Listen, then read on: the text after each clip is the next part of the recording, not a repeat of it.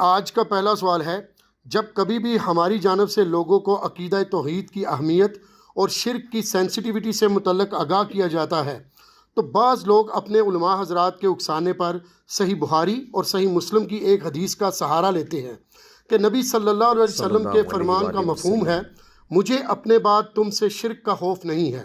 اس کے تحت ان کا موقف ہے کہ شرک کو ٹاپک بنا کر گفتگو کرنا ہی فضول کام ہے، نعوذ باللہ۔ پلیز اس حوالے سے علی بھائی کی ڈیٹیل جواب کی ضرورت ہے، جزاک اللہ خیرہ۔ جزاک اللہ خیر و احسن الجزا۔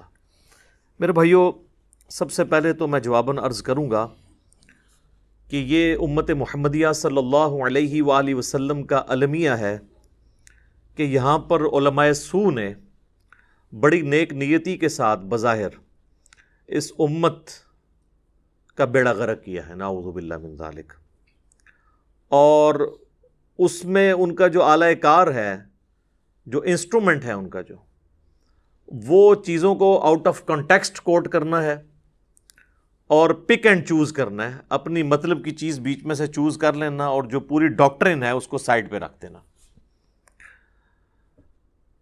یہ بھی ایک تلخ حقیقت ہے کہ شرک کے حوالے سے دو ایکسٹریم رویے ہمارے معاشرے کے اندر پائے جاتے ہیں۔ ایک ایکسٹریم پہ وہ لوگ ہیں جو یہ بات بالکل ماننے کے لیے تیار ہی نہیں ہے کہ امت شرک میں مبتلا ہو سکتی ہے، کوئی کلمہ گو اہل قبلہ بھی شرک کر سکتا ہے، اور دوسری ایکسٹریم کے اوپر وہ لوگ ہیں جو ہر بات کے اوپر شرک کا فتویٰ لگا دیتے ہیں اور وہ چیزوں کی سینسٹیوٹی نہیں دیکھتے کہ کون سی چیز شرک میں لائی کر رہی ہے اور کون سی چیز بدعقیدگی میں ہے، کون سی چیز بدعت ہے۔ جس گناہ کا جتنا ویٹیج ہے وہ اتنا ہی اس کو دینا چاہیے۔ اب مثال کے طور پہ کوئی شخص کسی مزار پہ چلا جاتا ہے تو آپ زیادہ سے زیادہ اسے یہ کہہ سکتے ہیں کہ یہ نبی علیہ السلام کی نافرمانی پر مبنی چیز ہے، کیونکہ نبی علیہ السلام نے تو مزارات کی مذمت کی ہے۔ صحیح مسلم میں حدیث ہے، نبی صلی اللہ علیہ وآلہ وسلم نے فرمایا، میں تمہیں منع کرتا ہوں قبروں کو پکا کرنے سے، ان پر عمارت بنانے سے اور ان پر بیٹھنے سے۔ ڈائریکٹ بیٹھنا بھی قبر کی توہین ہے اور مجاور بن کے بیٹھنا بھی غلط ہے، لیکن قبروں پہ جانے کا حکم ہے، مزارات کی مذمت ضرور آپ کر سکتے ہیں۔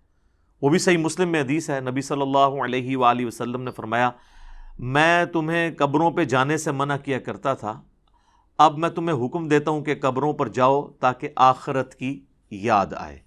تو اس سے یہ بات پتہ چلی کہ قبر پہ جانے کا حکم ہے، مزارات کی ضرور مذمت ہے، لیکن اگر کوئی شخص مزار پہ چلا بھی جاتا ہے تو جب تک وہ اس صاحب قبر بزرگ کو ڈائریکٹ مدد کے لیے نہیں پکارتا، آپ شرک کا فتویٰ تو نہیں لگا سکتے۔ آپ یہی کہیں گے کہ اس کا جانا ایک بدعت پہ مبنی عمل ہے، اور وہ بھی اگر قبرستان میں جائے جنرلی پھر تو بالکل درست ہوگا۔ تو یہ ریشو پروپورشن بھی چیزوں کو دیکھنا چاہیے کہ کون سی غلطی کس لیول کی ہے، اس کو اتنا ہی ہائی لائٹ کیا جائے۔ 11ویں شریف کے بارے میں کہہ دینا کہ جی، یعنی یہ شریف، یعنی میں نہیں استعمال کر رہا، جو لوگ کہتے ہیں، یا محرم شریف کی نیاز یا 12ویں شریف کی میلاد شریف کی نیاز، اس کے بارے میں کہہ دینا یہ شرک ہے، بالکل غلط ہے۔ آپ زیادہ سے زیادہ ایک جو اسپیسیفک ایکٹیویٹی ہے اس کے اوپر بات کر سکتے ہیں کہ کتاب و سنت سے ثابت نہیں ہے۔ جب تک وہ کھانا اللہ کے نام کا ہے تو آپ اس کو شرک کیسے کہہ سکتے ہیں؟ تو یہ بھی ایک زیادتی ہوتی ہے، اور یہ بھی ٹاپک ایسا نہیں کہ اسے ہلکا جانے دیا جائے۔ ایک بڑی ہی الارمنگ حدیث ہے صحیح ابن حبان کے اندر، صحیح سند کے ساتھ، مسند البزار کے اندر بھی موجود ہے، مسند ابی یعلا کے اندر بھی موجود ہے، اور یہ حدیث تفسیر ابن کثیر میں سورۃ الاعراف کی آیت نمبر 175 اور 176 جو بلعم بن باعورہ کے بارے میں ہے، علماء سو کے بارے میں، جو اللہ نے کتے کی مثال بیان کی، اس کی تفسیر میں امام ابن کثیر اس حدیث کو لے کر آئے کہ اس امت میں بھی اس طرح کے علماء سو ہوں گے، بلعم بن باعورہ، کیونکہ اللہ تعالیٰ نے اس آیت میں فرمایا نا کہ ہم نے اسے علم دیا تھا اور ہم چاہتے تو اس علم سے اس کے درجات بلند کر سکتے تھے، لیکن وہ خود ہی پستی میں گر گیا۔ اور اب اس کی مثال ایسی ہے جیسا کہ ایک کتا، اس پہ کوئی بوجھ ڈالا جائے تب بھی زبان باہر نکال کر ہانپے، اور نہ ڈالا جائے تب بھی ہانپے۔ تو یہ مثال اللہ تعالیٰ نے کتے کی مثال بیان کی ایک عالم سو کے بارے میں. تو اسی لیے پھر امام ابن کثیر اس کانٹیکسٹ میں یہ صحیح ابن حبان کی حدیث لے کر آئے. اس حدیث کے الفاظ یہ ہیں کہ اللہ کے محبوب صلی اللہ علیہ وآلہ وسلم نے فرمایا، حذیفہ ابن یمان رازدار رسول روایت کرتے ہیں صلی اللہ علیہ وآلہ وسلم رضی اللہ تعالیٰ عنہ، کہ آپ صلی اللہ علیہ وآلہ وسلم نے فرمایا کہ مجھے سب سے زیادہ خدشہ تم میں اس شخص کے بارے میں ہے کہ جو قرآن کا علم حاصل کرے گا حتیٰ کہ اس میں مہارت حاصل کر لے گا، لیکن پھر ایسا کوئی تقدیر کا غلبہ اس کے اوپر ہوگا، یعنی وہ خود پستی میں گرے گا کہ وہ قرآن کے علم کے باوجود اپنے پڑوسی کے اوپر ایک تلوار تان دے گا اور اسے کہے گا کہ تو مشرک ہے، اس پہ شرک کا فتویٰ لگائے گا. تو صحابہ کرام علیہم رضوان نے پوچھا کہ یا رسول اللہ اس وقت شرک پہ کون ہوگا، دونوں میں سے شرک کے قریب کون ہوگا؟ تو آپ صلی اللہ علیہ وآلہ وسلم نے فرمایا جو شخص شرک کا فتویٰ لگا رہا ہوگا وہ شرک کے زیادہ قریب ہوگا بنسبت اس کے کہ جس پہ لگا رہا ہوگا. یہ نہیں ہے کہ جس پہ لگا رہا ہے وہ مشرک ہوگا، یہ عربی کا ایک محاورہ ہے کہ وہ شرک کے قریب ہوگا. جس طرح یہ صحیح مسلم میں بھی حدیث ہے نا کہ جو خوارج ہیں ان کے خلاف قتال وہ گروہ کرے گا جو اقرب الی الحق ہوگا، حق کے قریب ہوگا. مراد یہ نہیں کہ دوسرا بھی حق پر ہوگا، کیونکہ وہ تو علیحدہ سے حدیث صحیح بخاری میں موجود ہے 2812 عمار کو ایک باغی جماعت قتل کرے گی، عمار ان کو اللہ اور جنت کی طرف بلائے گا، وہ جماعت دوزخ کی طرف بلائے گی. جو جماعت دوزخ کی طرف بلا رہی ہو وہ تھوڑی سی حق پہ بھی کیسے ہو سکتی ہے؟ تو یہ عربی کا محاورہ ہے. سورہ آل عمران میں بھی اس کی ایک مثال موجود ہے کہ اللہ تعالیٰ نے منافقین کے بارے میں فرمایا جب غزوہ احد کے موقع پر وہ نبی علیہ السلام کو چھوڑ کے چلے گئے تو آپ علیہ السلام کے ساتھ جو یہ غداری کی وہ قانوناً تو مسلمان ہی تھے، قانوناً تو اصحابی تھے جب تک وہ نکلے نہیں تھے. تو اللہ تعالیٰ نے فرمایا کہ وہ اس دن ایمان سے زیادہ کفر کے قریب تھے. اس کا یہ مطلب نہیں کہ وہ مومن بھی تھے اور کافر بھی تھے، یہ عربی کا محاورہ ہے، اس لیے میں نے یہ ساتھ کلیئر کر دیا. تو وہ اس حدیث میں ابن حبان کی جو مسند البزار میں بھی ہے اور مسند ابی یعلا میں بھی ہے، تفسیر ابن کثیر میں بھی، سورۃ الاعراف آیت نمبر 175 کے کانٹیکسٹ میں نبی علیہ السلام فرمایا کہ جو شرک کا فتویٰ لگا رہا ہوگا نا وہ خود شرک کے زیادہ قریب ہوگا. وہ کیوں ہوگا قریب؟ اس کی ایکسپلینیشن دوسری حدیث سے ہوتی ہے. صحیح بخاری اور صحیح مسلم میں ایک متفق علیہ حدیث ہے دونوں کتابوں میں کہ اللہ کے نبی صلی اللہ علیہ وآلہ وسلم نے فرمایا جس شخص نے کسی دوسرے کو کہا اے کافر یا اے فاسق تو دونوں میں سے کافر یا فاسق ہو گیا. اگر تو کہنے والا صحیح کہہ رہا تھا تو جسے کہا وہ ہو گیا، اور اگر کہنے والا غلط کہہ رہا تھا تو جسے اس نے کہا وہ تو نہیں تھا تو فتویٰ اس کے اوپر لوٹ آئے گا. تو یہاں پر بھی وہ جو پڑوسی پہ تلوار تانے گا اور اس کو کہے گا کہ تو مشرک ہے، تلوار تاننے کے بھی الفاظ ہیں. تو یہ بس اسپیسیفکلی خوارج کے بارے میں ہے جو مولا علی رضی اللہ تعالیٰ عنہ علیہ السلام کے دور میں ظاہر ہوئے، اور بخاری مسلم میں حدیث ہے، ابو سعید خدری کہتے ہیں کہ ہم نے سیدنا علی کے ساتھ مل کر ان کے خلاف قتال کیا تھا.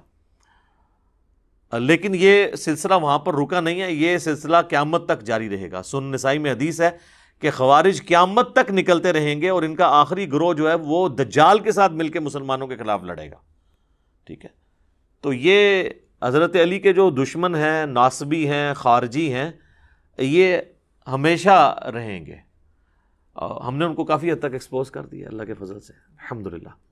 رافضیوں کو تو اہل سنت کے ہاں پہلے ہی ایکسپوز کیا گیا تھا، تو ناصبی بھی الحمدللہ ایکسپوز ہو چکے ہیں. آج یہ ٹاپک نہیں ہے، میں اسے چھوڑتا ہوں یہیں پر. اچھا، اب دوسری طرف جو دوسری ایکسٹریم پہ جو کہہ رہے ہیں شرک ختم ہو چکا ہے، ان کی بھی آپ ہٹ دھرمی کا لیول دیکھیں کہ بالکل ننگا اور اریاں شرک ہوتے ہوئے دیکھ کے بھی انہوں نے آنکھیں بند کی ہوئی ہیں.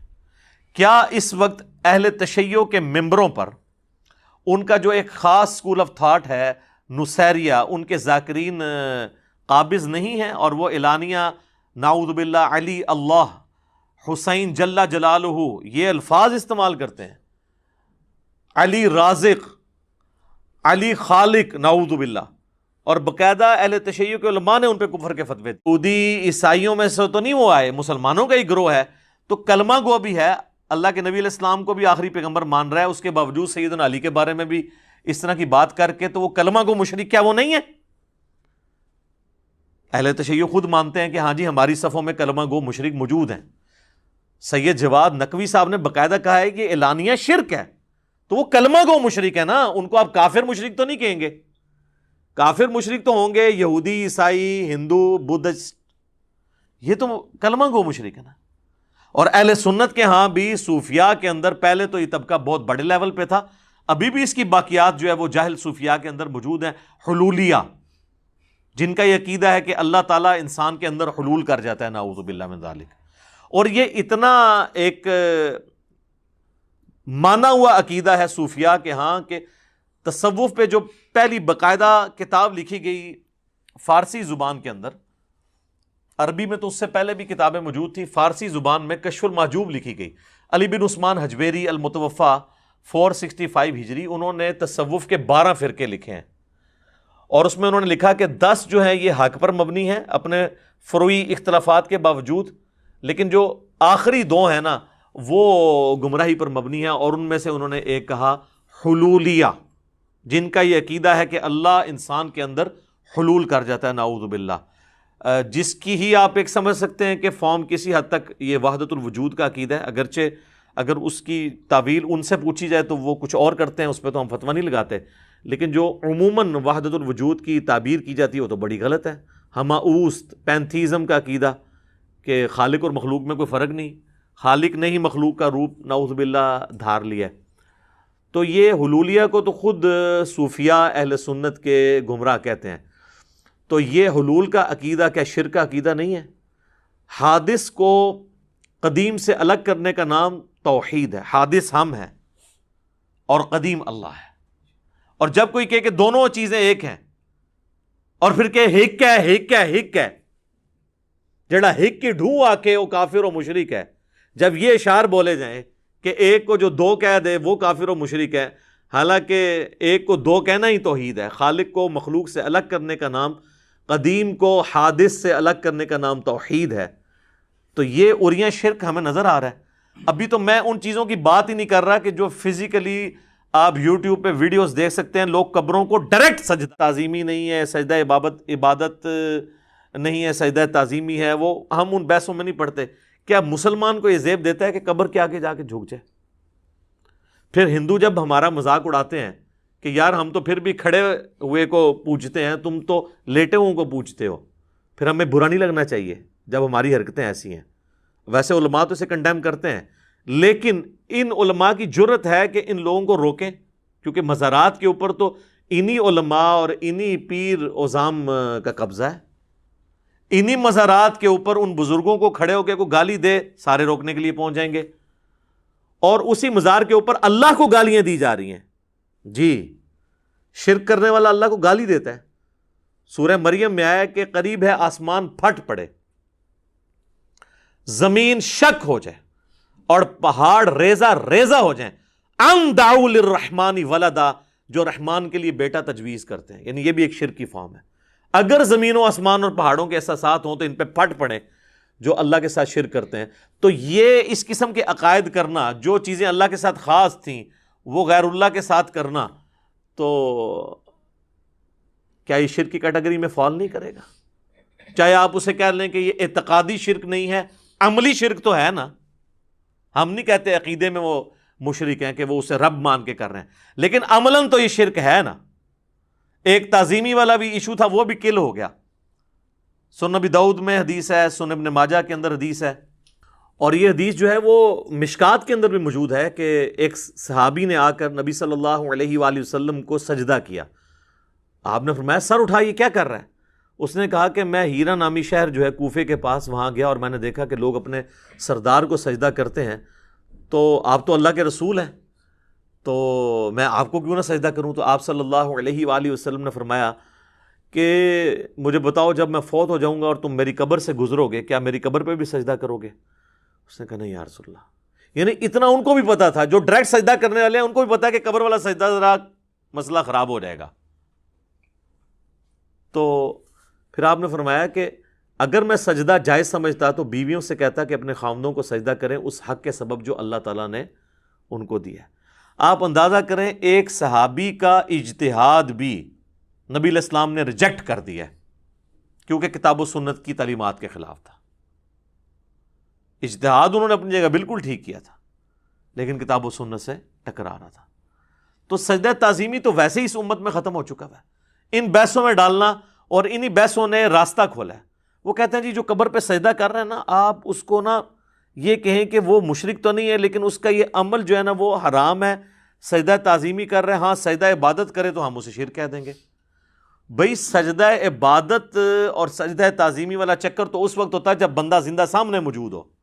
ایک بندہ جا کے مٹی کی ڈھیری کے آگے گر رہا ہے تو وہ تو ایکویلنٹ ٹو بت ہے.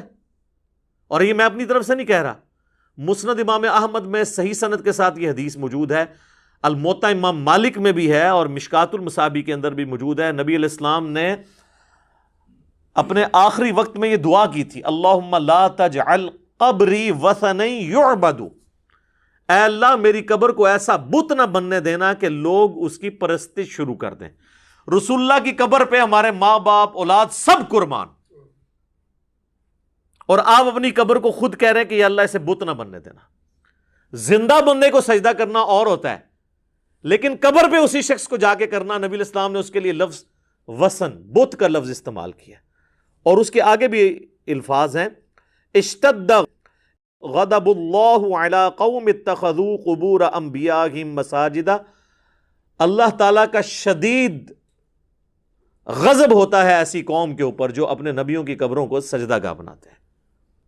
اور یہ جو آخری والے الفاظ ہیں نا، یہ تو بخاری اور مسلم دونوں میں موجود ہے کہ اللہ کی لعنت ہو یہود و نصارہ پر جنہوں نے اپنے نبیوں کی قبروں کو سجدہ گاہ بنا لیا تھا. یہ بڑی لمبی حدیث ہے، انشاءاللہ یہ جب موقع آئے گا میں اس کو اسی ویڈیو کے اندر بیان کر دوں گا. ابھی محل نہیں کہ میں اس کو ڈیٹیل کے ساتھ بیان کروں. ابھی تو میں یہ تمہیدی گفتگو کر رہا تھا اس حوالے سے. اب آ جائیں میرے بھائیوں اس حدیث کی طرف جس کو آؤٹ آف کانٹیکسٹ کوٹ کیا جاتا ہے. وہ کہتے ہیں جی بخاری میں حدیث ہے، بالکل ہے، وہ حدیث پوری پڑھ کے سنائیں اور اس کی ایکسپلینیشن کریں. صحیح بخاری اور صحیح مسلم دونوں کے اندر حدیث موجود ہے. سیدنا عقبہ ابن عامر رضی اللہ تعالیٰ عنہ کہتے ہیں کہ نبی صلی اللہ علیہ وآلہ وسلم نے اپنی وفات سے 1 مہینہ پہلے غزوہ احد کے شہداء پر ان کی شہادت کے آلموسٹ 8 سال کے بعد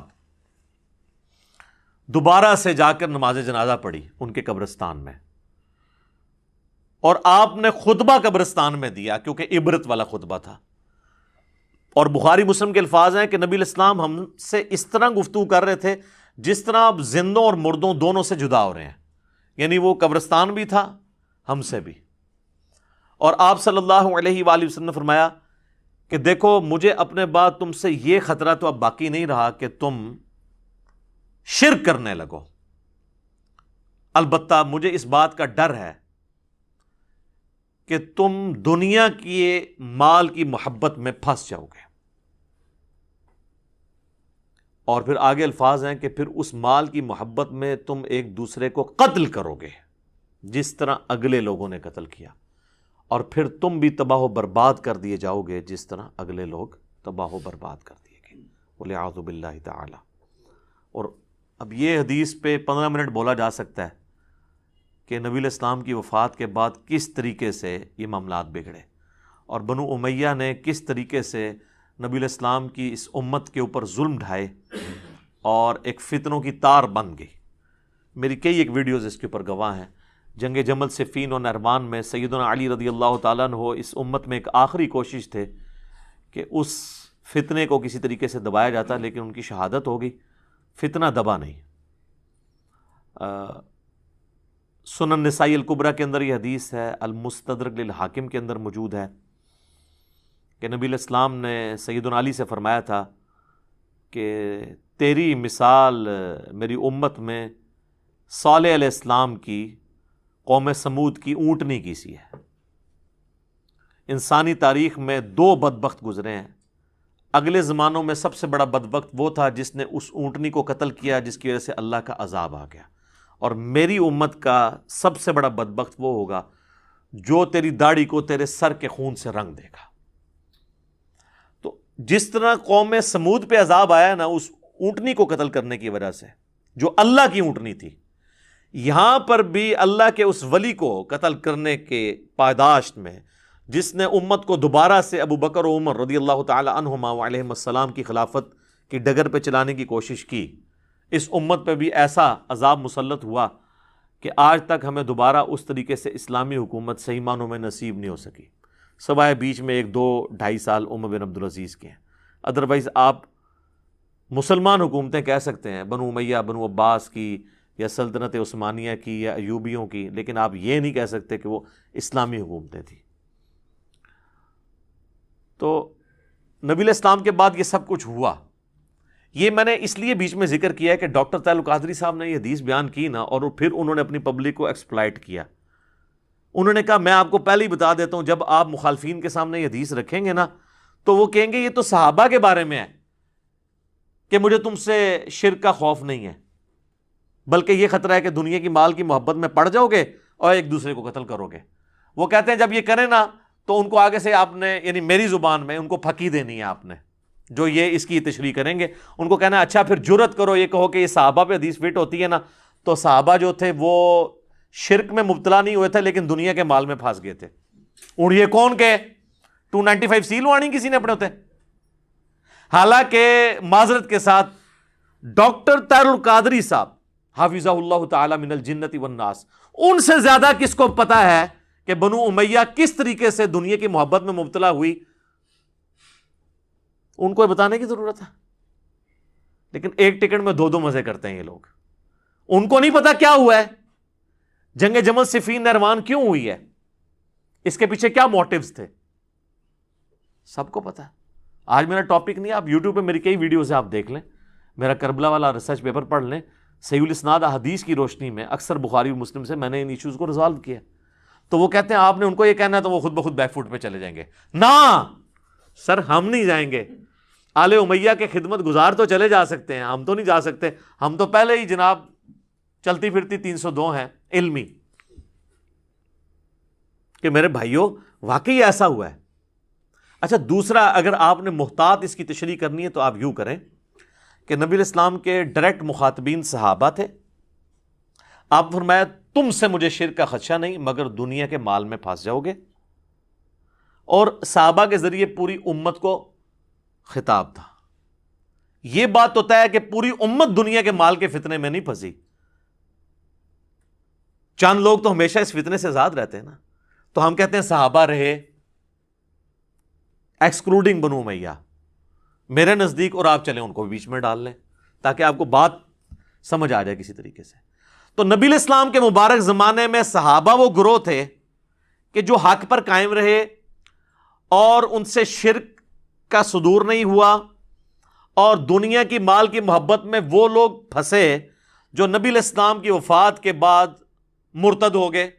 بخاری مسلم میں آتا ہے کہ کئی قبائل جو مرتد ہوئے ہیں نبی علیہ السلام کی وفات کے بعد، جو فتح مکہ پر مسلمان ہو چکے ہوئے تھے. منکرین زکوٰۃ کون تھے؟ زکوٰۃ کافروں سے تو نہیں لی جاتی، مرتد ہوئے.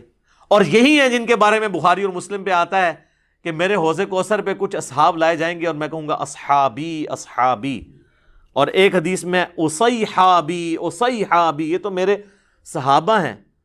تو مجھے بتایا جائے گا آپ کو نہیں پتا، آپ کے بعد یہ دین سے الٹے قدم پھر گئے تھے اور انہوں نے دین میں بدعتیں جاری کر دی تھی.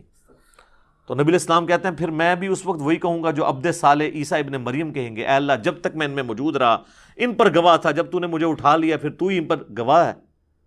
اب تیری مرضی ہے، تیرے بندے چاہے انہیں عذاب دے چاہے بخش دے.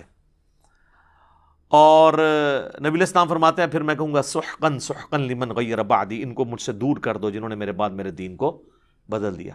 اچھا اس حدیث کے راوی کہتے ہیں کہ یہ وہ لوگ ہوں گے جو نبی علیہ السلام کی وفات کے بعد مرتد ہو گئے اور سیدنا ابو بکر نے ان کے خلاف قتال کیا. سیدنا ابو بکر کے دور میں جو مرتد ہوئے اور حضرت ابو بکر کے دور سے پہلے وہ مسلمان تھے، وہ کون ہیں؟ بریلوی، دیوبندی، اہل حدیث، شیعہ، یا قانوناً صحابہ.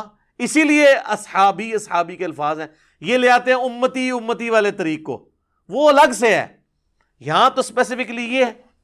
تو دنیا کی محبت میں ہی ہوئے نا، زکوٰۃ دینے سے انکار کیا دنیا کی محبت میں ہی کیا نا، تو پڑھے تو تھے. ہاں خلفائے راشدین سابقون الاولون سیدنا ابوبکر عمر عثمان و علی رضی اللہ عنہم اجمعین وعلیہم السلام اجمعین اور ان کے پیٹرن پہ چلنے والے لوگ وہ اس فتنے سے آزاد رہے. اور پھر جیسے یہ آگے معاملہ چلتا گیا ہمیشہ ایک گروہ اس فتنے سے آزاد رہا دنیا کی محبت کے. اور باقی لوگ تو پھر شکار ہوئے ہیں. یہ حدیث کوئی آج کی تو نہیں ہے، نہ یہ حدیث کوئی دیوبندی بریلوی اہل حدیث شیعہ اختلاف کے بعد سامنے آئی ہے. یہ حدیث تو پہلے سے موجود تھی بخاری مسلم میں، اور اللہ کے فضل سے آج سے آلموسٹ 600 سال پہلے بخاری کی شروحات لکھی گئی ہیں جن کے پائے کی دوبارہ کوئی شرح سامنے نہیں آئی، اور آلموسٹ آپ سمجھ لیں فریز ہو چکا ہے یہ معاملہ.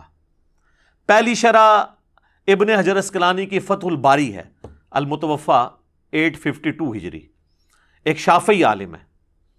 یہ شافعی وہ مقلد والے نہیں، اسکول آف تھاٹ والے.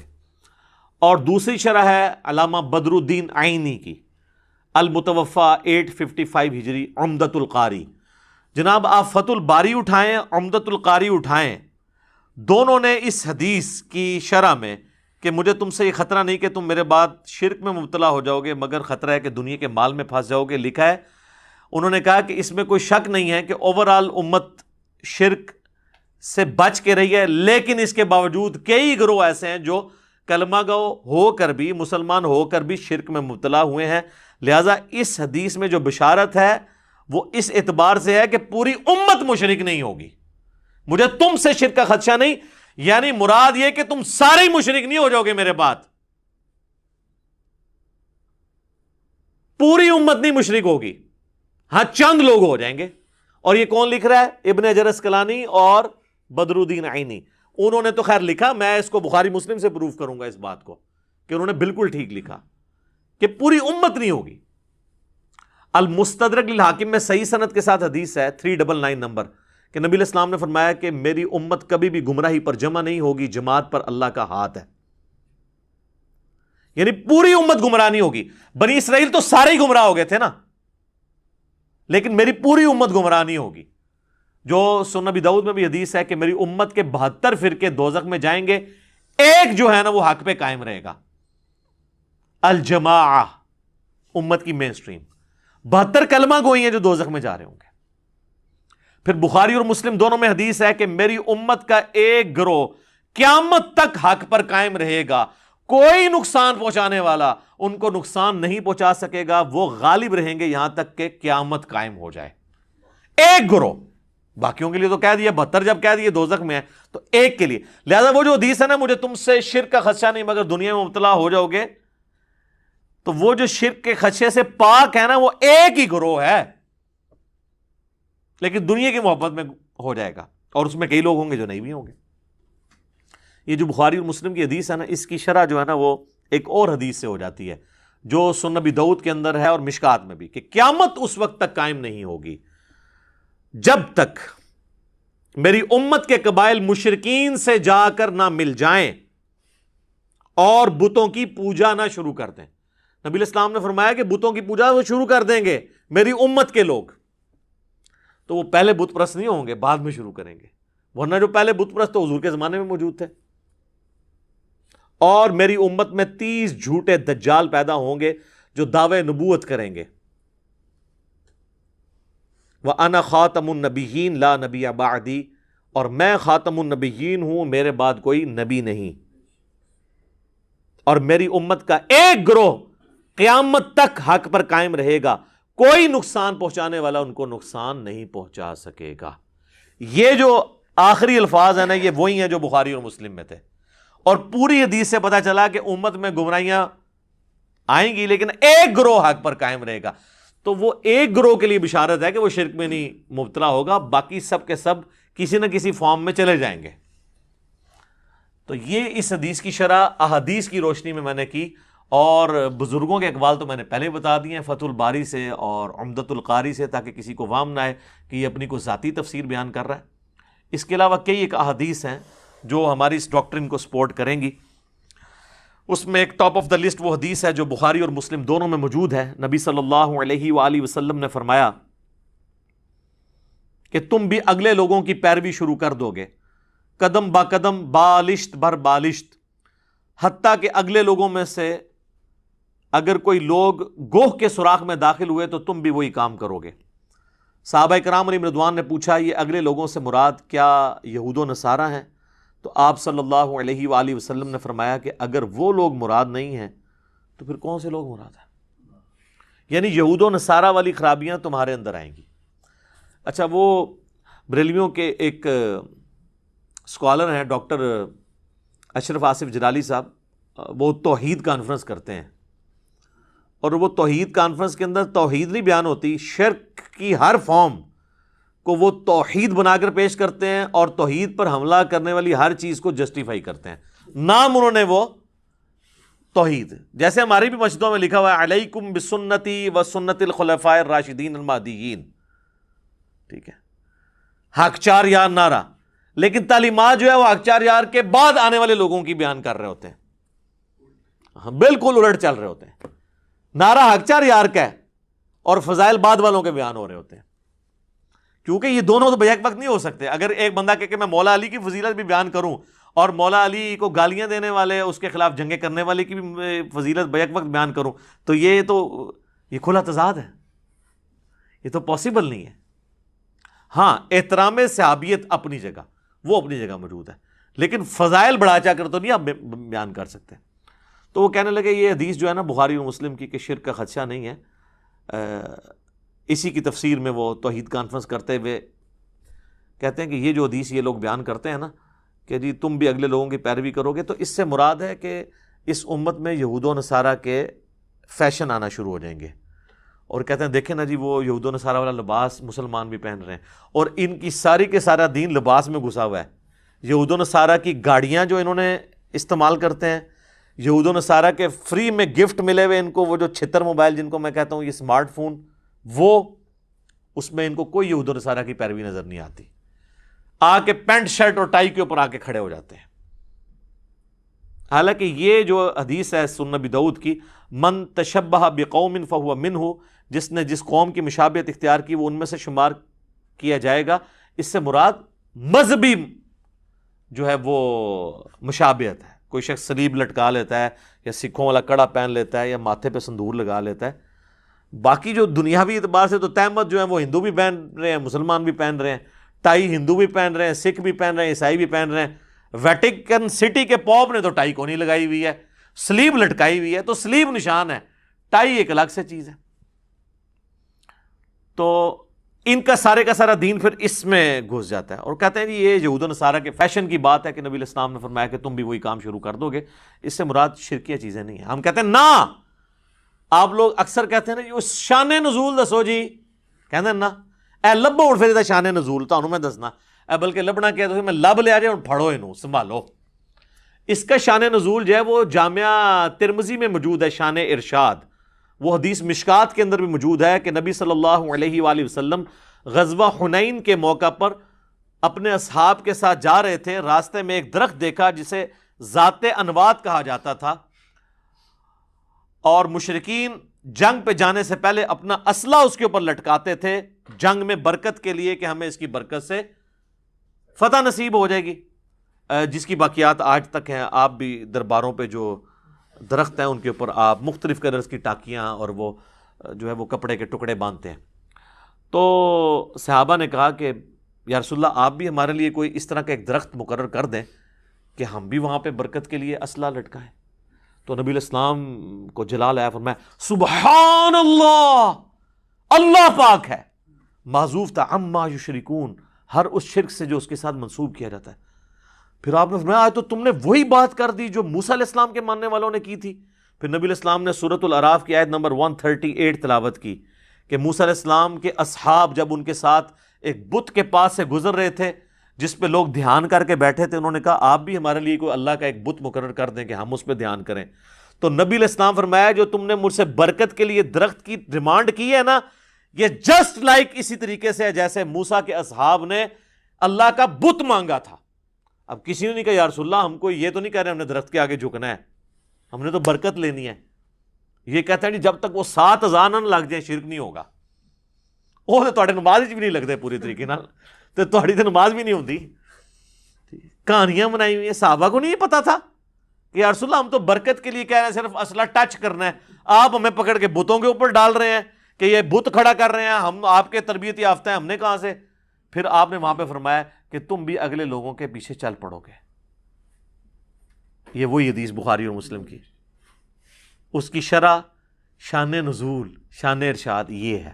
یہ فیشن کے بارے میں نہیں, شرکی ایکٹیویٹیز کے بارے میں. اور واللہ وہ شرکی ایکٹیویٹیز جن کو آپ ماننے کے لیے تیار نہیں ہوں گے کہ شرکی ہیں.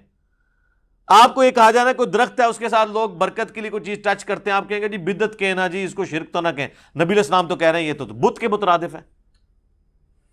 یہ آپ نے فرق دیکھا. امام الموحدین صلی اللہ علیہ وآلہ وسلم کی تربیت آپ کوئی موقع نہیں جاننے دیتے تھے. کتاب الجمعہ چیپٹر میں حدیث ہے صحیح مسلم کے اندر, ایک صحابی خطبہ دے رہے تھے, انہوں نے کہا من یطع اللہ ورسولہ فقد رشدا, جو کوئی اللہ اور اس کے رسول کی اطاعت کرے وہ کامیاب ہو گیا. وَمَن يَعْصِهِمَا فَقَدْ غَوَا, اور جو ان دونوں کی نافرمانی کرے وہ گمراہ ہو گیا. فرمایا بئس الخطیب انت, کتنا برا خطیب ہے تو. بئس الخطیب انت, وہ اسی طرح ہی بولا جاتا ہے. عربیوں کو آپ کبھی دیکھیں نا, جس طرح ہمارے پٹھان بھائی آپس میں عام گفتگو میں لگتا ہے لڑ رہے ہیں, عربی بھی بالکل ایسے ہی لگتا ہے ان کا ایک. تو نبی صلی اللہ علیہ وآلہ وسلم نے فرمایا کہ بڑا برا خطیب ہے تو, تجھے چاہیے تھا تو کہتا وَمَن يَعْصِ اللَّهَ وَرَسُولَهُ فَقَدْ غَوَا, جو اللہ اور اس کے رسول کی نافرمانی کرے وہ گمراہ ہو گیا. واللہ لٹریچر میں, ڈکشنری میں دیکھا جائے تو اس صحابی کے جملے میں کوئی خرابی نہیں تھی, آؤٹ آف کانٹیکسٹ بھی نہیں تھا. جب اس نے کلیئر کر دیا جو اللہ اور اس کے رسول کی اطاعت کرے وہ کامیاب ہوا, جو ان دونوں کی نافرمانی کرے وہ ناکام ہو گیا. اس نے پہلے ہی اللہ رسول کو الگ کر دیا, لیکن نبی علیہ السلام فرمایا کہ اس جملے کا جو دوسرا حصہ ہے اس میں بھی الگ کرو. لیکن یہ کہتے ہیں ہیک کیا ہے, ہیک کیا ہے, ہیک کیا ہے, جڑا ہیک کی ڈو آکھے وہ کافر و مشرک ہے. ہم کہتے ہیں جو ڈو کی ہیک آکھے وہ کافر و مشرک ہے. اور نبی علیہ السلام نے فرمایا کہ تو کتنا برا خطیب ہے. اور یہ حدیث سنن ابی داؤد میں اس کے آگے الفاظ آپ فرمایا اٹھ اور ادھر سے نکل جا, ابھی تو اپنی شکل دور کر ادھر سے. یہ بڑے سخت الفاظ ہے اس شخص کی طرف سے کہ وَإِنَّكَ لَعَلَىٰ خُلُقٍ عَظِيمٍ, سورۃ القلم میں جسے کہا گیا, جن کا اخلاق بڑے اعلیٰ درجے کا تھا. لیکن توحید کے معاملے میں نبی علیہ السلام بہت سینسٹیو تھے, اور اسی سینسٹیوٹی کا پھل پھر آپ دیکھتے ہیں کہ صحابہ کرام علیہم رضوان توحید کے معاملے میں اس قدر سخت تھے کہ وہ کسی کا لحاظ نہیں کیا کرتے تھے. جس کا سب سے بڑا ثبوت جو ہے وہ سیدنا ابوبکر کا خطبہ ہے نبی علیہ السلام کی وفات کے اوپر. کم از کم بخاری میں 4 جگہ وہ خطبہ ہے. سیدنا ابوبکر نبی علیہ السلام کی وفات کے بعد, بخاری کے الفاظ ہیں, انٹر ہوتے ہیں حجرہ عائشہ میں, نبی علیہ السلام کا کفن مبارک ہٹا کر بوسہ دیتے ہیں ماتھے پہ, اور کہتے ہیں اللہ کے رسول, اللہ آپ پہ 2 موتیں جمع نہیں کرے گا. ایک موت آپ کو آنی تھی وہ آئی, اب ہمیشہ کی آخرت کی یعنی زندگی شروع ہوگی. کیونکہ باہر سیدنا ابوبکر کھڑے, سیدنا عمر کھڑے تلوار لے کے, جو کہے گا حضور فوت ہو گئے, تو وہ اس کا رد سیدنا ابوبکر نے کیا, ایک موت ہی آنی ہے. حضرت عمر کا یہ خیال تھا کہ جس طرح حضرت موسیٰ علیہ السلام 40 دن کے لیے کوہ طور پہ گئے, نبی علیہ السلام بھی ڈورمنٹ پوزیشن پہ گئے, واپس آ جائیں گے. باہر نکلے اور لوگ حضرت عمر کے گرد جھمگٹا بنائے کھڑے ہیں. انہوں نے کہا عمر کو چھوڑو اس کے حال پہ, تم میری طرف آؤ. اور انہوں نے سٹیج پہ اپنے ممبر پہ چڑھتے ہوئے پہلا جملہ بولا جو پاکستان کے قانون میں 295C یہ بدبخت لگوا دیتے ہیں, من کان یعبد محمدا فإن محمدا قد مات. جو کوئی تم میں سے محمد کی عبادت کرتا ہے یا کرے گا, یہ دونوں معنی ہوں گے مضارع کا سیغہ, تو جان لے کہ محمد مر چکے. وَمَن يَعْبُدُ اللَّهَ, اور جو کوئی اللہ کی عبادت کرتا ہے اور کرے گا, فَإِنَّ اللَّهَ حَيٌّ لَا يَمُوتُ, تو جان لو کہ اللہ کو کبھی موت نہیں آئے گی, وہ ہمیشہ کے لیے زندہ ہے. کسی صحابی نے اٹھ کے نہیں کہا کہ ابوبکر یہ فرضی جملوں سے آپ کیوں سہارا لے رہے ہیں, یا آج کی وہ زبان میں تنو اور کوئی آیت نہیں لبھی, تنو اور کوئی حدیث نہیں لبھی, تو کولو جملے بولنا ہے، تو پڑھ وما ارسلناک الا رحمۃ للعالمین، یہی کہتے ہیں نا، یہ مشورہ دیتے ہیں. تو پڑھ قل ان کنتم تحبون اللہ فاتبعونی، تو پڑھ ان اللہ وملائکتہ یصلون علی النبی اللہم صلی علی محمد وعلی آل محمد. تو پڑھ من یطع الرسول فقد اطاع اللہ. تو پڑھ انا ارسلناک شاہدا ومبشرا ونذیرا وداعیا الی اللہ باذنہ وسراجا منیرا. تو اور کوئی شاعر نبی، تو کولو جملے بنا رہے ہیں. پھر سیدنا ابوبکر نے اپنے اس جملے کی دلیل میں قرآن سے 2 آیات پڑھی. سورہ آل عمران کی آیت نمبر 144، وما محمد الا رسول قد خلت من قبلہ الرسل افإن مات او قتل. محمد تو نہیں تھے مگر ایک رسول، اگر یہ مر جائیں یا قتل کر دیے جائیں تو کیا تم دین سے الٹے قدم پھر جاؤ گے؟ اور جو کوئی دین سے الٹے قدم پھرے گا اللہ کا کوئی نقصان نہیں کرے گا، اور ثابت قدم رہنے والوں کو اللہ جزا دے گا. اور پھر آپ نے سورہ الزمر کی آیت نمبر 30 پڑھی، انک میت وانہم میتون. اے نبی تمہیں بھی موت آنی ہے اور ان کو بھی مرنا ہے. یہ 2 آیات حضرت ابوبکر نے، یہ 2 آیات پڑھی ہیں حضور کی میت کے اوپر. اور میں کہتا ہوں یہ نبی علیہ السلام کی کامیابی ہے کہ آپ نے ایسی ٹیم پروڈیوس کی ہے جو ان کی وفات پر توحید کو آشکار کرنے والی آیات پڑھ رہی ہے، ان کی شان میں نہیں پڑھ رہی. یہ نبی علیہ السلام کی کامیابی ہے. ورنہ نبی علیہ السلام نے ایک اور عیسیٰ ابن مریم بن جانا تھا. اور یہ آپ کی تعلیمات کی برکت ہے. صحیح بخاری میں حدیث ہے، دیکھنا میری شان کو اس طرح بلند نہ کرنا جس طرح نصارہ نے کر دیا عیسیٰ ابن مریم کو، اور ڈیوینٹی میں کلیم کر دیا میں اللہ کا بندہ اور اس کا رسول ہوں، مجھے اللہ کا بندہ اور اس کا رسول ہی کہنا. تو سر پھر صحابہ نے دیکھے نا کیسی نصیحت پلے باندھی ہے کہ حضور کی میت کے اوپر گفتگو کیا ہو رہی ہے. یہ نبی علیہ السلام کی کامیابی ہے، یہ آپ کی تربیت کا اثر ہے. اچھا، اور اگر ناسخ و منسوخ کو بھی دیکھا جائے، یہ تو حدیث جو ہے نا وہ تو حضور کی وفات سے 1 مہینہ پہلے کی ہے کہ مجھے تم سے شرک کا خدشہ نہیں، اور وہ میں نے بتایا آؤٹ آف کانٹیکسٹ یہ کوٹ کرتے ہیں. ہم آپ کو نبی علیہ السلام کی بیماری کے دنوں کی پھر حدیث بتا دیتے ہیں، 5 دن پہلے کی، 2 دن پہلے کی، 1 دن پہلے کی. وہ بخاری اور مسلم دونوں میں حدیث ہے. عائشہ کہتی ہیں کہ نبی صلی اللہ علیہ وآلہ وسلم کے وفات کے دن قریب تھے، اور آپ پر مرض کی جب شدت ہوتی تھی تو آپ اس تکلیف کی وجہ سے اپنے چہرہ مبارک سے چادر کو بار بار ہٹاتے تھے، اور پانی کا ایک برتن تھا اس سے ہاتھ گیلا کر کے تو وہ بخار کی گرمی کو ٹھنڈا کرتے تھے، اور ساتھ ساتھ کہتے جاتے تھے لعن اللہ الیہود والنصارى اتخذوا قبور انبیائہم مساجدا. اللہ کی لعنت ہو یہود و نصارہ پر، انہوں نے اپنے نبیوں کی قبروں کو سجدہ گاہ بنا لیا تھا. اور ام عائشہ کہتی ہیں اگر ہمیں یہ خطرہ نہ ہوتا کہ لوگ رسول اللہ کی قبر پہ سجدے شروع کر دیں گے تو میں اپنے حجرے کو عام زیارت کے لیے کھول دیتی، یعنی حجرے کی دیوار گرا دیتی، ورنہ تو اجازت لے کے جانا پڑتا تھا کیونکہ ام عائشہ کی وہاں پہ رہائش تھی. تو ان کا میں اوپن کھول دیتی، لیکن ہمیں خطرہ تھا کہ حضور اپنی وفات کے وقت ہمیں ڈرا رہے تھے اس بات سے کہ کہیں حضور کی قبر پہ سجدے نہ ہو. تو اس وقت ام عائشہ نے کیوں نہیں کہا یا رسول اللہ، آپ تو مہینہ پہلے ابھی خطبہ دیا آپ نے کہ مجھے شرک کا کوئی خوف نہیں ہے، تو اب یہ آخری وقت آپ کو دوبارہ خوف کس چیز کا لاحق ہے، کس چیز کا خدشہ ہے آپ کو؟ اتنا آسان کام نہیں ہے. ان کو پتا تھا کہ اس کا کیا مطلب ہے اور اس کا کیا مطلب ہے. اور صحیح مسلم میں تو الفاظ ہیں کہ نبی علیہ السلام نے اپنی وفات سے 5 دن پہلے، 5 کے الفاظ ہیں، خطبہ دیا اور فرمایا آگاہ ہو جاؤ، اگلے لوگوں میں سے جب کوئی نبی فوت ہو جاتا تھا یا کوئی نیک بندہ، لوگ اس کی قبر پہ سجدے شروع کر دیتے تھے، اور میں تمہیں منع کرتا ہوں کہ میرے ساتھ یہ کام نہ کرنا. کسی نے کہا یا رسول اللہ آپ کو کیا ٹینشن ہے، آپ کو اللہ نے گارنٹی دے دی ہے کہ آپ کی امت شرک نہیں کرے گی.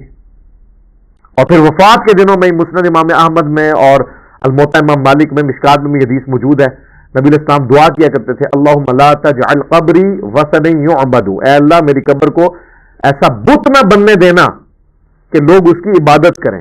نبی علیہ السلام نے اپنی مبارک قبر کو جس پہ ہمارا تن من دھن ماں باپ اولاد سب قربان، اس قبر کو بھی بت سے تشبیہ دے دی کہ اگر اس کی بھی عبادت کی جائے گی.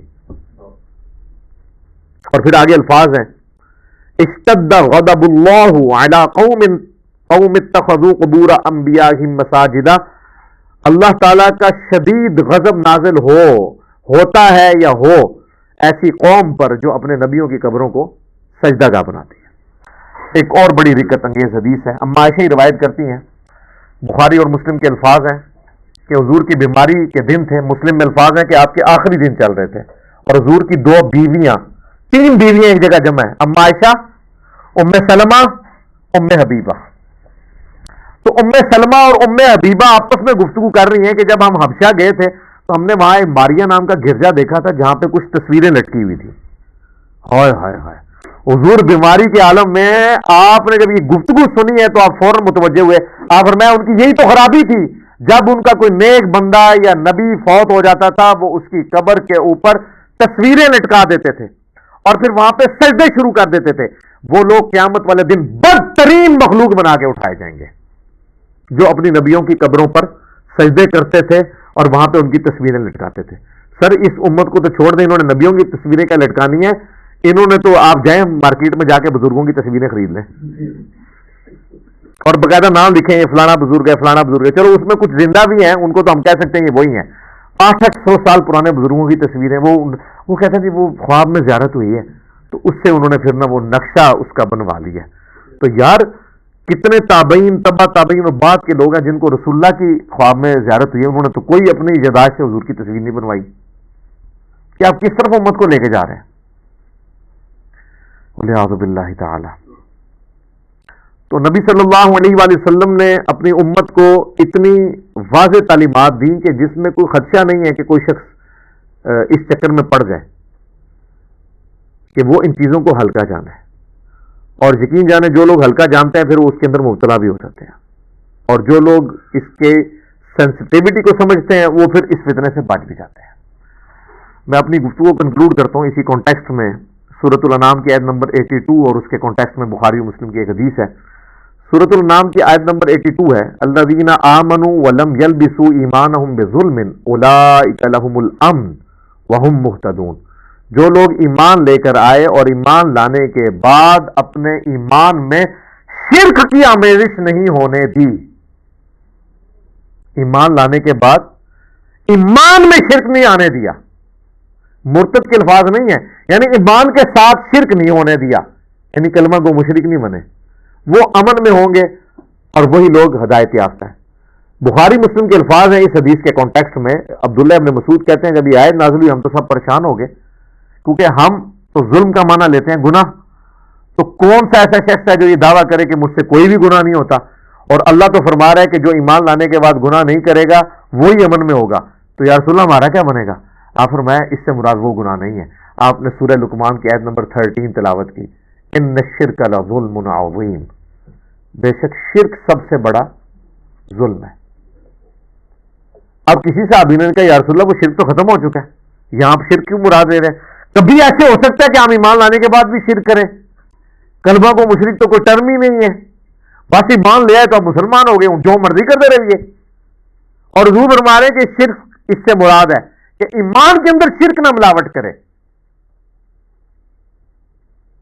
تو پھر اس لیے چونکہ صحابہ کو سمجھ تھی اللہ نے ان کو بچا لیا، بعد والوں نے سمجھنے سے انکار کیا تو وہ آپ دیکھ لیں کتنے دھڑلے کے ساتھ گھسے میں، اور وہ کہتے ہیں نہیں جی جناب وہ تو یہ کیسے ہو سکتا ہے، ایک مسلمان بھی اور بیک وقت مشرک بھی کیسے ہو سکتا ہے، دونوں چیزیں بیک وقت کیسے ہو سکتی ہیں؟ سر پھر اگر اس پہ جائیں تو پھر تو آپ پھنس جائیں گے۔ بخاری کی حدیث ہے کہ میرے ساری امت جنت میں جائے گی سوائے اس کے ایک جس نے انکار کیا۔ صحابہ نے کہا کہ کس نے انکار کیا یا رسول اللہ؟ فرمایا جو میری اطاعت کرے گا وہ جنت میں جائے گا، اور جس نے میری نافرمانی کی اس نے جنت میں جانے سے انکار کر دیا۔ تو یہ جو آپ لوگوں کو کہانیاں کراتے ہیں یہ پوری امت جنت میں جائے گی، تو حضور تو فرما رہے ہیں کہ جس نے میرا حکم ماننے سے انکار کر دیا، جس نے میری نافرمانی کی، جو امت کی اکثریت آلریڈی کر رہی ہے، یہ تو ساری جائے گی دوزخ میں۔ اونٹ سامو پھر یہ تو بالکل واضح ہے نا، اب اس کی کوئی تعویل ممکن ہی نہیں ہے۔ تو میرے بھائی یہ جو کلمہ گو مشرک والا معاملہ ہے ادھر بھی آپ کہنا کہ یہ کیسے ہو گیا کہ جی ایک بندہ جو ہے وہ کلمہ بھی پڑھ لیا اس نے اور حضور کی نافرمانی بھی کرے گا، تو نہیں کر رہے، کلمہ پڑھ کے بھی اللہ اور اس کے رسول کی نافرمانیاں ہو رہی ہیں نا، تو کلمہ پڑھ کے شرک نہیں ہو رہا ہے۔ صحیح مسلم میں حدیث ہے جس مسلمان کے جنازے میں ایسے 40 لوگ شریک ہوں جو شرک نہ کرتے ہوں، اللہ تعالیٰ ان 40 لوگوں کی شفاعت اس کے حق میں قبول کر لے گا۔ تو کسی نے حضور سے نہیں پوچھا یا رسول اللہ یہ آپ ایمبیگوس جملہ بول رہے ہیں، جنازہ تو پڑھتا ہی وہ ہے جو مسلمان ہو، ہندو نے تو مسلمان کا جنازہ نہیں پڑھنا آ کے، تو آپ یہ کیوں کہہ رہے ہیں؟ تو آپ کلمہ کو مشرک کوئی کہہ رہے تھے، بالکل واضح ہے۔ اسی طریقے سے ایک حدیث ہے مسند امام احمد میں بھی اور جامعہ ترمذی میں بھی، ہمارے صبح شام کے اذکار کارڈ میں بھی موجود ہے، بلو والے میں بھی ہے اور گرین والے میں بھی، فرض نماز کے بعد والے اذکار میں بھی اور صبح شام کے اذکار میں بھی، کیونکہ وظیفہ ایسا ہے اس میں بڑے زبردست الفاظ ہیں، کبھی اس کی طرف آپ کی توجہ نہیں گئی ہے کہ جو شخص فجر کی نماز پڑھنے کے بعد تشہد کی حالت میں بیٹھے بیٹھے 10 دفعہ پڑھ لے لا الہ الا اللہ وحدہ لا شریک لہ لہ الملک ولہ الحمد بیدہ الخیر یحیی ویمیت وہو علی کل شیء قدیر، تو نبی علیہ السلام فرماتے ہیں کہ اللہ تعالیٰ ہر بری چیز سے، ہر شیطانی وار سے اسے بچا لے گا اگر وہ فجر کے وقت پڑھ لے تو شام تک، اور اگر وہ مغرب کے بعد پڑھ لے تو صبح تک، سوائے اس کے کہ وہ شرک کر جائے۔ یہ الفاظ ہے اس میں، شرک کر لے گا تو اللہ کا ذمہ اس سے اٹھ جائے گا۔ تو کسی نے نہیں کہا یا رسول اللہ جو لا الہ الا اللہ وحدہ لا شریک لہ پڑھ رہا ہے انہیں شرک تو کر لینا ہے، کلمہ کو مشرک کیسے ہو سکتا ہے؟ یا مرتد کے الفاظ نہیں، شرک کے، مرتد والا تو معاملہ الگ ہے، وہ تو آپ سارے مانیں گے کہ جی فتح مکہ پہ کئی لوگ مسلمان ہوئے جو نبی علیہ السلام کی وفات کے بعد سیدنا ابوبکر کے دور میں مرتد ہو گئے، بخاری مسلم میں حدیث موجود ہے، اور بخاری مسلم میں انہی کے بارے میں حدیث موجود ہے، اصحابی اصحابی، میرے حوض کوثر پہ لوگ لائے جائیں گے، میں پہچانتا ہوں گا اور میں انہیں کہوں گا مجھ سے دور ہو جاؤ، تم نے میرے بعد میرے دین کو بدل دیا۔ اور اس حدیث میں تو باقاعدہ ابن ابی ملیکہ کے کمنٹس ہیں کہ اللہ ہم تجھ سے دعا کرتے ہیں کہ تیرے نبی کی وفات کے بعد ان کے دین سے الٹے قدم نہ پھیریں، آمین ثم آمین۔ اور ایک اور حدیث جو بخاری اور مسلم میں آتی ہے اس کانٹیکسٹ میں، اسے بھی یاد کر لیں کہ ایک عیسائی تھا، مسلمان ہوا اور سورۃ البقرہ اور سورہ آل عمران اس نے پوری حضور سے پڑھی، پیچھے کچھ رہ گیا، حتیٰ کہ حضور نے اسے اپنا کاتب وحی رکھ لیا، لیکن پھر وہ جا کے دوبارہ عیسائی ہو گیا۔ آپ کے تحت تو اس نے کلمہ پڑھا تھا، مسلمان ہوا، کاتب وحی ہوا، تو اسے دوبارہ اب شرک کرنا ہی نہیں چاہیے تھا۔ عیسائی شرک ہی کر رہے ہیں نا، تو اور اس نے وہاں جا کے یہ بکواس کرنی شروع کر دی کہ اس نبی کو تو کچھ نہیں آتا، جو میں لکھ دیتا ہوں وہی ہوتی ہے، نعوذ باللہ۔ یہ بات تو ٹھیک ہے کہ نبی علیہ السلام امی تھے، لیکن نعوذ باللہ یہ کہنا کہ آپ کو پتہ نہیں ہے، بڑی ذمہ داری سے آپ وہی لکھواتے تھے اور کراس پھر سن کے چیک کرتے تھے کہ کیا لکھا ہے، پھر ایک سے زیادہ کاتبین وہی تھے۔ اب چونکہ نبی علیہ السلام کی نبوت کے بارے میں اس نے یہ بات کی تھی تو اللہ کا معجزہ یہاں پہ ظاہر ہونا تھا، ورنہ تو نبی علیہ السلام کی نبوت ڈاؤٹ فل ہو جاتی لوگوں کی نظر میں۔ آپ نے فرمایا اس کو زمین قبول نہیں کرے گی۔ ہائے ہائے ہائے، جناب بخاری مسلم کے الفاظ ہیں، اسے جب زمین میں دفنایا گیا لاش باہر، اگلے دن اور گہری قبر کھودی گئی، دفنایا گیا لاش باہر، پھر لوگوں میں چیما گوئیاں شروع ہو گئی کہ ہو سکتا ہے کہ یہ حضور کے ساتھی نکال دیتے ہیں قبر باہر، اس کو لاش کو باہر نکالتا ہے۔ انہوں نے پھر تیسرے دن اتنی گہری قبر کھودی کہ جس کو کہتے ہیں نا پانی تک پہنچ کے، بس دفنا کے سائڈ پہ پھر قبر سے باہر وہ لاش، کیونکہ حضور نے فرما دیا تھا، یہ اللہ نے وحی کے ذریعے بتا دیا تھا کہ یہ آپ کے ساتھ جس نے غداری کی ہے نا، اسے دنیا میں عبرت کا نشان۔ اب وہ اس کی لاش پھر باہر رہی ہے، دفنا اسے قبر نہیں نصیب ہوئی پھر، تو وہ تو سورۃ البقرہ سورہ آل عمران اس نے پڑھی ہوئی تھی۔ آپ کا فارمولہ لگایا جاتا تو وہ تو اس کو کلمہ پڑھنے کے بعد اس کو مشرک نہیں ہونا چاہیے تھا۔ یہاں تو پھر بھی کو کہیں گے جی مرتد ہو گیا، تو میں نے جو بیچ میں کتنے دلائل دیے کہ کلمہ گو بھی یہ کام کر سکتا ہے، لہذا اس مسئلے کو سینسٹیو سمجھیں اور ایاک نعبد و ایاک نستعین کو فالو کریں۔ اس کانٹیکسٹ میں مجھے کئی اور باتیں کرنی ہیں، لیکن پھر اس ٹاپک کی لینتھ زیادہ ہو جائے گی۔ یوٹیوب پہ میری ایک ویڈیو ہے مسئلہ نمبر 3 دعا صرف اللہ ہی سے، وہ دیکھیں، جس میں میں نے اپنا ایک ریسرچ پیپر ہے دعا صرف اللہ ہی سے، وہ پڑھایا ہے، شرک کے حوالے سے جتنے دھوکے دیے جاتے ہیں۔ اور ایک اور ویڈیو کچھ عرصہ پہلے ریکارڈ ہوئی ہے، وسیلے کے نام پر دھوکہ۔ ہم جب کبھی بات کرتے ہیں آپ غیر اللہ کو مدد کے لیے پکارتے ہیں، کہتے ہیں نہیں ہم توسل اختیار کرتے ہیں، تو میں نے اس میں بتایا کہ توسل الگ چیز ہے اور ڈائریکٹ پکارنا مدد کے لیے الگ چیز ہے، اور اس میں جتنے یہ وسوسے دیتے ہیں وہ میں نے سب کے سب ایڈریس کیے ہیں۔ بہرحال یہ اس دور کا ایک بڑے فتنوں میں سے ایک فتنہ تھا جو بخاری و مسلم کی حدیث کو لوگ مس یوز کرتے تھے اور مس کوٹ کرتے تھے، اپنے مطلب سے اس میں چیزیں اپنا لقمہ اس کے منہ میں ڈالنے کی کوشش کرتے تھے. میں نے کوشش کی ہے کہ اس حوالے سے سارے معاملات کو کلیئر کر دیا جائے. میرے بھائیوں، اپنی گفتگو کو کنکلوڈ کرتے ہوئے میں وہ آیت ضرور کوٹ کروں گا جس میں اللہ تعالیٰ نے کیٹاگوریکل ایک ورڈکٹ دی ہے انسانیت کے حوالے سے. وہ ہے میرے بھائیوں سورہ یوسف کی آیت نمبر 106. وَمَا يُؤْمِنُ أَكْثَرُهُمْ بِاللَّهِ إِلَّا وَهُمْ مُشْرِكُونَ. اور لوگوں کی اکثریت اس حال میں اللہ پر ایمان لاتی ہے کہ وہ ساتھ شرک بھی کر رہے ہوتے ہیں. اب اس میں اللہ تعالیٰ نے یہ نہیں فرمایا کہ کافروں کا ذکر ہے، بلکہ وہ ایمان تو اللہ پر لا رہے ہیں، اللہ کو مان رہے ہیں، لیکن اللہ کی نہیں مان رہے جیسا کہ ماننے کا حق ہے. تو یہ آیت بھی اس چیز کا ثبوت ہے کہ ایمان کے باوجود بھی انسان اس گمراہی میں پڑ سکتا ہے کہ وہ پیرلل میں شرک بھی کرتا رہے. اللہ تعالیٰ ہمیں اس عظیم فتنے سے محفوظ فرمائے اور ہمیں اپنے محبوب صلی اللہ علیہ وآلہ وسلم کی تعلیمات پر عمل کرنے کی توفیق عطا فرمائے.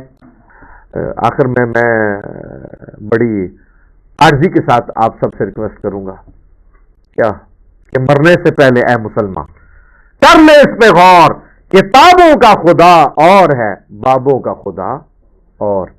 کہنے کو تو دین سب کا اسلام ہے، لیکن صوفی بھی کہہ رہے ہیں ہم مسلمان ہیں، سلفی بھی کہہ رہے ہیں، دیوبندی بریلوی اہل حدیث شیعہ سب کہہ رہے ہیں کہنے کو تو دین سب کا اسلام ہے، لیکن کتابوں کا جہاں اور ہے، بابوں کا جہاں اور. اور انشاءاللہ جب آپ یہ دو سٹیجز طے کر لیں گے نا، یہ کہتے ہیں نا جی وہ فنا فی شیخ، فنا فی رسول، پھر فنا فی اللہ. تسی بھی اے جدوں پہلے شیر فنا ہو گے، پھر دوسرے پھر تسی آخری منزل تک پہنچو گے. کیا کہ نہ میں وہابی، نہ میں بابی، میں ہوں مسلم علم کتابی. نہ میں سو کارڈ وہابی ہوں اور نہ میں سو کارڈ بابوں کا دفاع کرنے والا بابی ہوں، بلکہ میں علمی کتابی مسلم ہوں. اللہ تعالیٰ ہمیں شرک کے فتنے سے محفوظ فرمائے، اور جو شرک کو جسٹیفائی کرنے کے لیے زور کے ساتھ اور کمر توڑ کوششیں کر رہے ہیں، اللہ تعالیٰ ان کو بھی ہدایت نصیب فرمائے اور اپنے محبوب صلی اللہ علیہ وآلہ وسلم کی تعلیمات پر چلنے کی توفیق عطا فرمائے.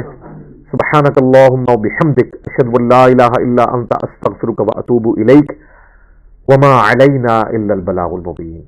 جزاکم اللہ خیرا.